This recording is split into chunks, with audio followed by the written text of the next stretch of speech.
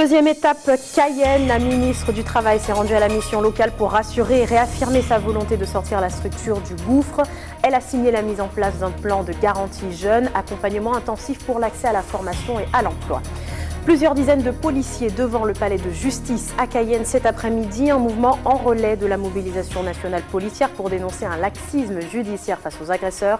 Une série de manifestations peut être à prévoir.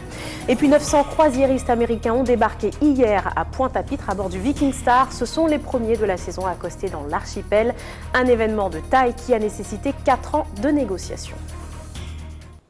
Mesdames et messieurs, bonsoir, merci d'être avec nous. C'est donc à Cayenne que la visite officielle de la ministre du Travail se poursuit en ce moment. Myriam El Khomri était ce matin dans les locaux de la mission locale afin de réaffirmer son soutien à la structure. Elle a signé la mise en place du plan de garantie jeune, un accompagnement intensif pour l'accès à la formation et à l'emploi, dispositif prévu par la loi Travail. Jonathan Lariot. Des applaudissements qui accompagnent la mise en place du dispositif de la garantie jeune pour la mission locale. Après avoir annoncé en février dernier l'extension de ce plan à 19 autres départements, aujourd'hui c'est chose faite pour la Guyane. Ils sont 75 à en bénéficier, mais d'ici 2017, ils devront être le double, soit 150. Toutes les jeunes filles guyanaises et guyanais qui sont en situation de précarité, qui ne sont pas en études, pas en emploi, pas en formation, doivent, grâce à la loi Travail, en bénéficier à partir du 1er janvier 2017, sur tout le territoire guyanais. Et donc, tout notre engagement, c'est de faire qu'il y ait plus de jeunes qui puissent être formés et qui puissent être formés sur des métiers où il y a des recrutements. Et donc cet enjeu-là, l'insertion des jeunes, c'est le défi majeur de la Guyane. Puis après, il y a comment nous arrivons à reconstruire l'avenir. Reconstruire l'avenir, il faut épurer la dette. J'aurai l'occasion d'annoncer justement quel pourra être le soutien de l'État. Je tiens ici quand même à rappeler que l'État finance en termes de fonctionnement 1,2 million de la mission locale et que nous avons en plus, en 2016, décidé d'une subvention exceptionnelle de 650 000 € dans ce cadre-là. Le plan prépare les jeunes à intégrer le monde de l'entreprise par plusieurs sessions d'immersion dans le monde du travail, avec une aide financière de près de 500 € par mois. Si la démarche est bien accueillie par les principaux acteurs de l'insertion en Guyane, le problème majeur reste le même. La dette de la mission locale de plus de 2 millions d'euros empêche une meilleure gestion de l'accompagnement.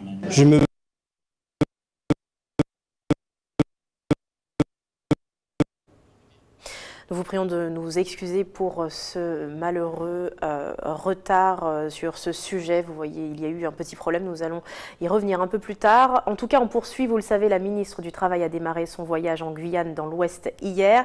Une convention a été signée avec les différents acteurs de l'insertion des jeunes et les employeurs potentiels de Papaïcheton et Maripasoula. Un pas de plus dans une démarche de création d'un réel marché de l'emploi sur le Haut-Maroni. Écoutez plutôt les précisions de la ministre et du maire de Maripasoula au micro de Jonathan Lariot. Nous allons à la fois essayer d'être dans une vision prospective. Qu'est-ce que pourrait être l'emploi de demain ici à Maripasoula? Comment créer des filières avec tous les partenaires bien évidemment? Et donc comment on arrive à former ces jeunes pour pouvoir répondre à ces nouveaux métiers qui peuvent émerger. Donc on est vraiment sur de la création d'activités ici dans le Haut-Maroni. Nous n'avons eu de cesse de travailler en direction des jeunes. Et si bien que nous avons mis en place les clauses sociales. Quand une entreprise vient travailler à Maripasoula, aujourd'hui, elle se doit de recruter des jeunes qui se trouvent sur le terrain et qui n'ont pas d'emploi. Ça veut dire qu'à la fin du contrat, les jeunes doivent être formés. Il faut qu'il y ait une formation. Et la signature aujourd'hui montre bien que nous avons bien commencé notre travail. Et c'est une finalité en fait. Parmi les temps forts de la journée d'aujourd'hui, Myriam El Khomri a dévoilé cet après-midi les chiffres du chômage pour l'année écoulée. Une baisse légère est observée en Guyane et sur le plan national. Écoutez. En septembre, le nombre de demandeurs d'emploi en catégorie A baissé de 66 300 par rapport à ceux du mois d'août. Ceci représente donc une baisse de 1,9%. Que les chiffres soient bons ou mauvais, j'appelle à chaque fois l'attention de toutes et tous pour regarder les choses en tendance. Et la tendance, il s'agit du 3e trimestre consécutif de baisse, ce qui ne s'était pas observé depuis 2008. C'est bien sûr une bonne chose pour les personnes qui ont pu retrouver un emploi. Et donc concrètement, la baisse depuis le 1er janvier 2016, c'est près les dons de demandeurs d'emploi en catégorie A diminué de 90 000.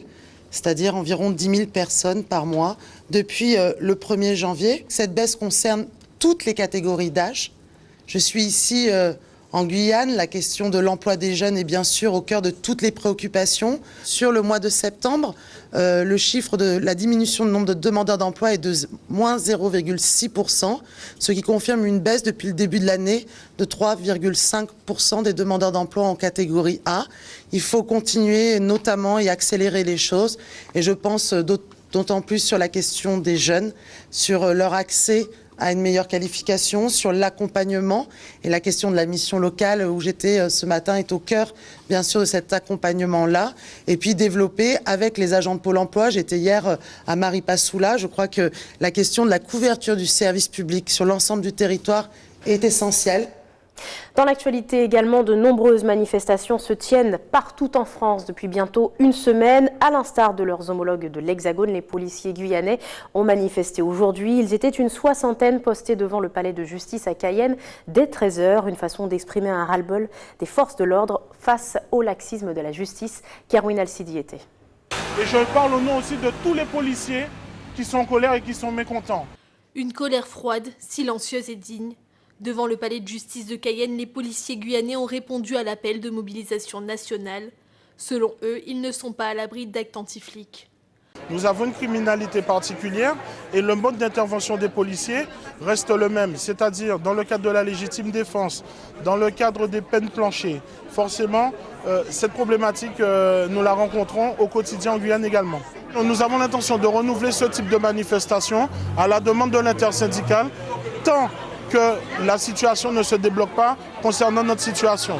Nous avons un créneau, nous le prenons aujourd'hui et nous ferons en sorte que nos voix soient entendues, même en Guyane. Les policiers comptent mettre la pression sur la justice qu'ils ne trouvent pas suffisamment sévère avec les auteurs d'agressions contre les forces de l'ordre.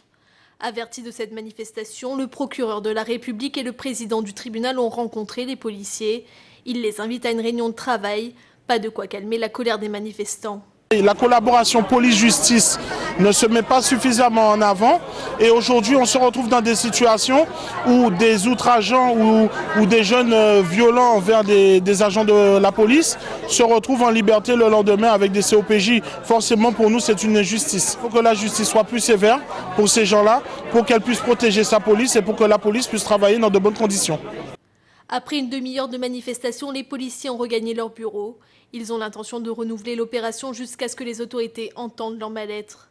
Après une demande de Bernard Cazeneuve, tous les préfets devront rencontrer les agents. En Guyane, l'entretien est prévu ce vendredi avec Martin Gégeur. Et nous parlons emploi à présent avec notre invité, le conseiller territorial en charge de l'éducation et de l'apprentissage à la CTG. Claude Plédette, bonsoir. Bonsoir. Merci d'avoir accepté notre invitation. La ministre du Travail, on a vu dès ce début de journal ses déplacements dans tout Cayenne, en tout cas cet après-midi. Elle a donné le coup d'envoi de l'URCOM, la 5e édition. C'est la première fois que ça se produit en Guyane. Il s'agit d'un forum sur la formation professionnelle des jeunes dans les Outre-mer. On va en parler un peu plus en détail tout à l'heure. En tout cas, en tant que responsable de l'éducation et de l'apprentissage, est-ce que la formation professionnelle répond, selon vous, en Guyane, aux réels besoins ? La formation professionnelle devrait être carrément au cœur de nos préoccupations, car nous avons une population jeune en Guyane qui demande à être formée, mais pour cela, il faut que les formations soient adaptées aussi au marché de l'emploi, parce qu'on ne peut pas parler de formation professionnelle si on ne parle pas d'insertion. Justement, quel constat on peut dresser pour le moment en Guyane sur cette corrélation entre la formation et les réels besoins professionnels sur le marché de l'emploi? C'est l'objet même de ce forum, de cette université que l'on tient pendant 3 jours en Guyane, pour dresser justement les différents problèmes que rencontrent les territoires d'outre-mer. Donc pour le moment, on ne dispose pas vraiment d'informations sur ce point en Guyane. On ne sait pas trop si nos formations disponibles en ce moment correspondent aux besoins du marché. Bien sûr, et nous disposons de ces informations. Mais ce que je dis aussi quelque part, c'est que la jeunesse est une richesse, mais il ne faut pas qu'elle devienne un handicap. Donc pour cela, nous devons avoir un regard sur l'offre d'emploi. Et aujourd'hui, les formations sont adaptées par rapport au marché. Mais il faut qu'on aille beaucoup plus loin, parce qu'il y a des nouveaux marchés qui sont créés et qu'il faut qu'on réponde aussi à la demande. Justement, quels sont ces secteurs qui ont le plus besoin de jeunes formés aujourd'hui en Guyane? Je vais parler de l'actualité. Aujourd'hui, par exemple, pour les chantiers d'Ariane Espace, on demande une soixantaine de soudeurs. Mais ces soudeurs-là, il faudra les former. Ils existent peut-être aujourd'hui en termes d'effectifs, mais il faudra peut-être aussi former un certain nombre de jeunes pour ces métiers-là. On voit quand même qu'en Guyane, on a encore des difficultés à mettre en place toutes ces formations voilà, pour développer le marché de l'emploi. Je note quand même quelque chose, le premier BTS en alternance BTP qui a été lancé début octobre, déjà 14 élèves dans la promotion, mais quand même ils ont tous quasiment eu des difficultés à trouver leur entreprise puisque c'est en alternance. Voilà, donc finalement leur travail a démarré cette semaine, mais jusqu'au bout il y avait quand même beaucoup de difficultés. Est-ce qu'en Guyane, on a encore du mal dans la communication, dans la mise en place de toutes ces formations pour permettre aux jeunes de réellement travailler? Mais bien sûr, vous parlez du BTP, mais je peux aussi vous parler des apprentis qui ont aussi du mal à trouver des maîtres apprentis au niveau des artisans. Donc nous travaillons aussi au niveau de la communication des entreprises pour leur dire n'ayez pas peur. Faites confiance aux jeunes. C'est ça, finalement, les entreprises sont frileuses. Voilà. Qu'est-ce qui se passe au niveau des entreprises? Elles sont frileuses parce que certains jeunes aussi ont du mal à s'adapter au monde du travail. Parce qu'il faut respecter des horaires, parce qu'il y a une certaine discipline aussi à respecter. Il y a aussi le respect de la hiérarchie. Donc il y a tout ce travail-là qui est fait au niveau des entreprises. Donc il y a une prise de conscience à avoir. Aujourd'hui, vous êtes vice-président de l'OPRF. L'OPRF qui propose une vingtaine de formations qui sont disponibles sur le site. Est-ce que l'offre sera étoffée? Ah bien sûr, l'OPRF ce n'est pas que ça. L'OPRF, nous recevons un certain nombre de jeunes, y compris dans des filières parfois en voie de développement, par exemple sur le numérique, qui est aujourd'hui de plus en plus... les offres sont conséquentes aujourd'hui. Par exemple, une secrétaire ne peut pas aujourd'hui ne pas avoir la maîtrise d'un certain nombre d'outils de bureautique. Et donc cette offre de formation de l'OPRF va être... existe sur le territoire. Et elle sera étoffée, il y en aura plus, il n'y en a qu'une vingtaine pour l'instant. Non, mais elle sera étoffée. Les différentes offres, c'est comme je vous dis, aujourd'hui nous sommes arrivés au mois de janvier, nous avons fait un certain nombre de constats. Donc là aujourd'hui nous sommes dans l'opérationnel, donc dans le développement et l'élargissement des offres de formation. En parlant de développement et d'élargissement des offres de formation, il faut bien sûr des moyens. Un des prédécesseurs de l'OPRF rencontrait des difficultés à obtenir des fonds européens. Alors le problème n'est plus le même aujourd'hui puisque c'est géré directement par la CTG, mais pour l'heure, est-ce que l'OPRF s'en sort justement pour obtenir les fonds nécessaires quand on connaît la situation de la CTG? Alors ce qu'il faut savoir, c'est pas parce que c'est géré par l'OPRF et par la CTG que les fonds seront plus facilement disponibles. La contrainte reste la même. Sauf que nous sommes passés à un certain moment au niveau de l'Europe d'une logique de guichet à une logique de projet. Donc aujourd'hui, c'est à nous de mettre en place un certain nombre de projets pour justement émarger au fonds européen et plus spécifiquement le Fonds social européen, le FSE. Revenons un peu plus maintenant sur l'URCOM, sur ce forum qui a démarré aujourd'hui en présence de la ministre du Travail. Il met l'accent, en tout cas dans sa présentation, sur les enjeux des nouvelles gouvernances et compétences dans les Outre-mer, avec la mise en place notamment de la CTG. Alors quels sont ces enjeux aujourd'hui pour la Guyane? L'enjeu pour la Guyane, si vous voulez, au niveau de la gouvernance, c'est d'arriver à travailler ensemble, c'est-à-dire de fédérer les services de l'État, le Pôle emploi par exemple, la DIECT, les chefs d'entreprise, les syndicats, puisque c'est une assemblée quadripartite. Donc nous sommes condamnés quelque part à réussir le défi pour la Guyane, c'est-à-dire cette offre de formation, arriver à identifier un certain nombre de jeunes qui rencontrent un certain nombre de difficultés pour les amener justement vers le monde du travail et justement développer la valeur travail. Et il y a quand même aussi, en parlant de ces enjeux pour la gouvernance, il y a quand même une machine qui doit se mettre en route, au moins sur le plan administratif, pour que la CTG et les professionnels se mettent en relation pour permettre la formation des jeunes. Moi, justement, vous parlez de machine, et moi j'ai été impressionné depuis le mois de janvier que nous sommes arrivés justement aux manettes de la CTG, de voir ce dynamisme que l'on a au niveau des différents partenaires. Et là, aujourd'hui, j'ai l'impression que la machine, comme vous le dites, est en marche et même qu'on aura même du mal à l'arrêter parce que je vois les services de l'État qui travaillent en étroite collaboration avec les services de la CTG, les chefs d'entreprise. Par exemple, à l'URCOM, tout à l'heure, nous avions le président du MEDEF Guyane qui était là, le président aussi du MEDEF de la Martinique qui était là, qui était aussi président de l'ADOM. Nous avions aussi le président national du CNAM qui était présent. Nous avons eu énormément de personnes qui croient justement en la Guyane et au projet que l'on porte. On attend en tout cas que ces projets puissent être appliqués le plus vite possible pour les jeunes. Je suis optimiste de nature, donc j'ai foi. C'est noté. Merci beaucoup Claude Plenet d'avoir répondu à nos questions. On revient tout de suite sur ce sujet dont nous vous parlions en début de journal. Vous l'avez vu, Myriam El Khomri était ce matin dans les locaux de la mission locale afin de réaffirmer son soutien à la structure. Elle a signé la mise en place du plan de la garantie jeune, un accompagnement intensif pour l'accès à la formation et l'emploi, dispositif prévu dans la loi travail. Jonathan Lariot. Des applaudissements qui accompagnent la mise en place du dispositif de la garantie jeune pour la mission locale. Après avoir annoncé en février dernier l'extension de ce plan à 19 autres départements, aujourd'hui c'est chose faite pour la Guyane. Ils sont 75 à en bénéficier, mais d'ici 2017, ils devront être le double, soit 150. Toutes les jeunes filles guyanaises et guyanais qui sont en situation de précarité, qui ne sont pas en études, pas en emploi, pas en formation, doivent, grâce à la loi travail, en bénéficier à partir du 1er janvier 2017, sur tout le territoire guyanais. Et donc, tout notre engagement, c'est de faire qu'il y ait plus de jeunes qui puissent être formés et qui puissent être formés sur des métiers où il y a des recrutements. Et donc cet enjeu-là, l'insertion des jeunes, c'est le défi majeur de la Guyane. Puis après, il y a comment nous arrivons à reconstruire l'avenir. Reconstruire l'avenir, il faut épurer la dette. J'aurai l'occasion d'annoncer justement quel pourrait être le soutien de l'État. Je tiens ici quand même à rappeler que l'État finance en termes de fonctionnement 1,2 million de la mission locale et que nous avons en plus, en 2016, décidé d'une subvention exceptionnelle de 650 000 € dans ce cadre-là. Le plan prépare les jeunes à intégrer le monde de l'entreprise par plusieurs sessions d'immersion dans le monde du travail, avec une aide financière de près de 500 € par mois. Si la démarche est bien accueillie par les principaux acteurs de l'insertion en Guyane, le problème majeur reste le même. La dette de la mission locale de plus de 2 millions d'euros empêche une meilleure gestion de l'accompagnement. Je me bats et je repars avec 0 pour 15 000 et finalement on n'en sauvera que 5 000. Aujourd'hui on n'a pas le choix. C'était soit ce plan, et ça je le regrette, soit on perdait cette mission locale. On sauve la mission locale aujourd'hui.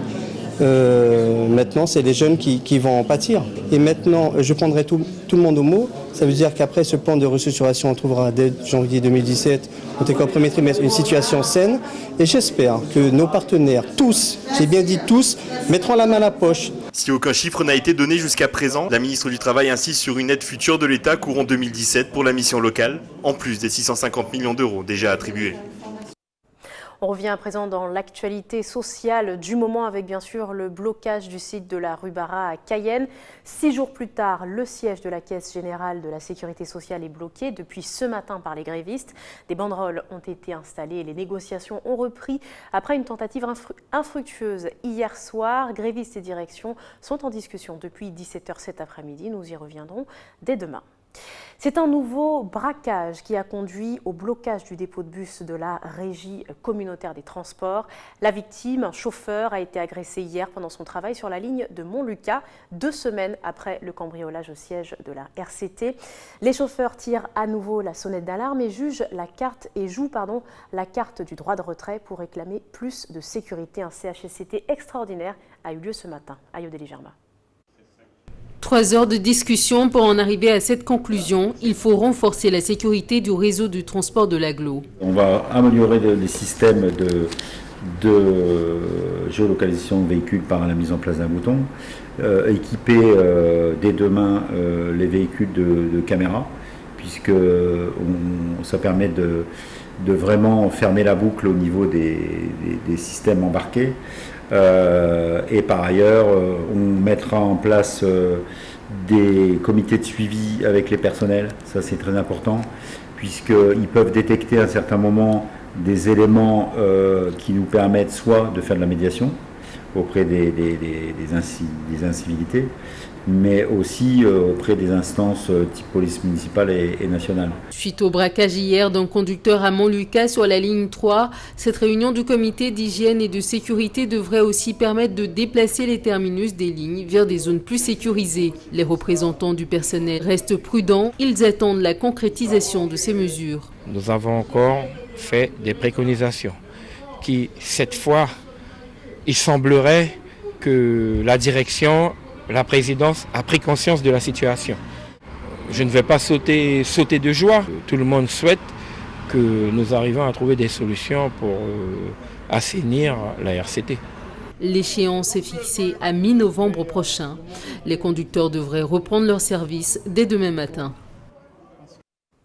Je vous le disais en titre, la Guadeloupe sera la seule escale française parmi les 13 au programme pour ces 900 croisiéristes américains. Ils ont débarqué hier matin au terminal de Pointe-à-Pitre à bord du Viking Star et sont les premiers de la saison accostés dans l'archipel. Un événement de taille car l'arrivée du paquebot a nécessité près de 4 ans de négociations.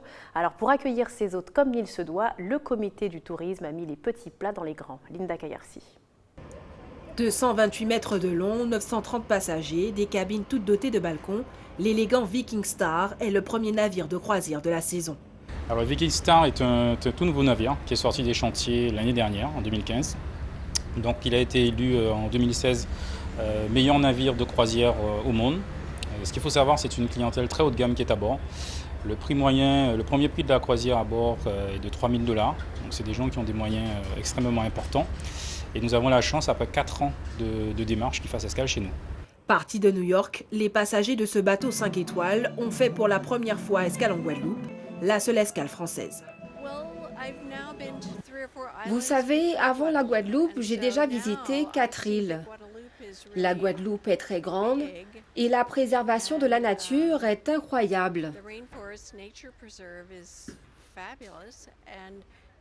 Les excursions sont vraiment fabuleuses et j'ai remarqué que les gens ont l'air d'avoir une bonne condition de vie. Ici, cela semble être plutôt confortable. Pour cette escale inaugurale, l'objectif du comité des îles de Guadeloupe est clairement affiché, séduire ses passagers en dégustation et en musique. La croisière est un vecteur extrêmement important parce que c'est ce qui montre le dynamisme d'une destination touristique comme la nôtre. Cette saison, nous devrions atteindre les 301 000 passagers, toutes destinations confondues. On attend à Pointe-à-Pitre 104 escales de navires, 47 aux Saintes, 7 à Des et 3 à Marie-Galante, ce qui montre aussi la diversité des escales que nous proposons sur l'ensemble de l'archipel, avec tout type de navires. Alors ce matin, nous avons un navire de 930 passagers, mais quand la saison va démarrer de manière très importante à partir du mois de décembre, ce sont des navires de 2500, 3000, 3500 passagers qui seront acquis à Pointe-à-Pitre. Hormis le Viking Star, 3 autres paquebots feront une escale inaugurale. Le Manship 5 en novembre et le Thompson Discovery et le Seven Seas Explorer en décembre prochain. Ainsi s'achève votre journal. Je vous rappelle les principaux titres de l'actualité. Deuxième étape, Cayenne. La ministre du Travail a rencontré les agents de la mission locale pour rassurer et réaffirmer sa volonté de sortir la structure du gouffre. Elle a signé la mise en place d'un plan de garantie jeune, accompagnement intensif pour l'accès à la formation et à l'emploi. Plusieurs dizaines de policiers devant le palais de justice à Cayenne cet après-midi, un mouvement en relais de la mobilisation nationale policière pour dénoncer un laxisme judiciaire face aux agresseurs. Une série de manifestations peut être à prévoir. Et puis vous venez de le voir, 900 croisiéristes américains ont débarqué hier matin à Pointe-à-Pitre à bord du Viking Star. Ce sont les premiers de la saison accostés dans l'archipel, un événement de taille qui a nécessité 4 ans de négociations. Merci de nous avoir suivis. Ne bougez pas, dans quelques instants, le journal de TF1, puis vos programmes continuent sur votre antenne à TV Guyane. Très bonne soirée à vous, à demain.